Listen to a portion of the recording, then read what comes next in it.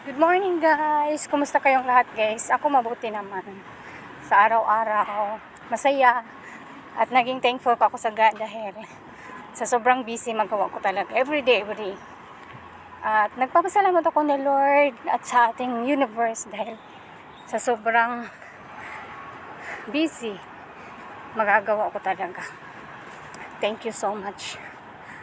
At nandito po ako ngayon guys kasi bibili po ako ng lunch ng aking alaga. Isa lang po ang papakainin ko sa lunch kasi nga hindi po yun uuwi yung dalawa kong alaga na dalawa.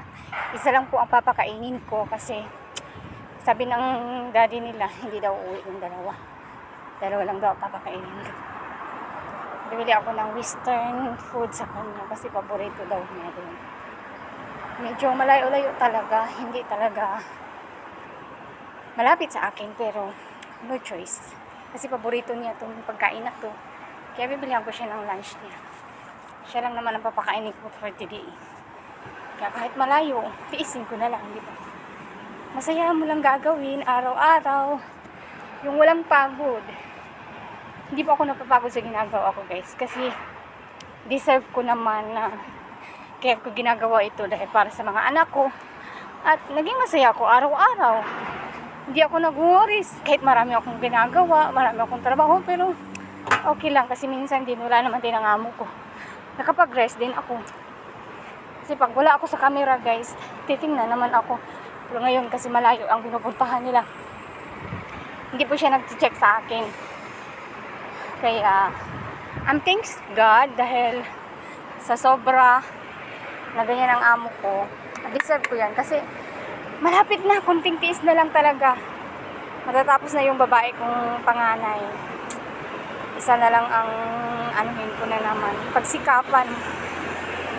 So, pagsikapan talaga ng maayos na makaya ko lahat. Kasi ako lang lahat. Walang ama at ina sa aking mga anak. Deserve ko to dahil ito ang sitwasyon ko. Hindi ako nag-blame kahit sino. Kasi desisyon ko itong maging ako. Ganito ako. Na hindi ako naghahanap ng lalaki na para tulungan ako sa mga obligasyon ko sa mga anak ko.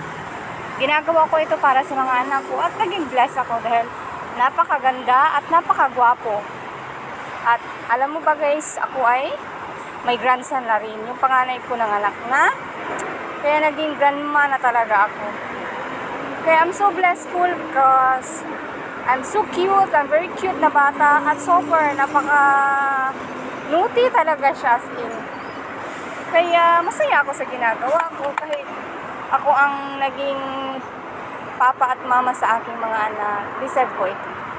But yan lang po ang masishare ko guys. Thank you for watching to all of you and God bless everyone.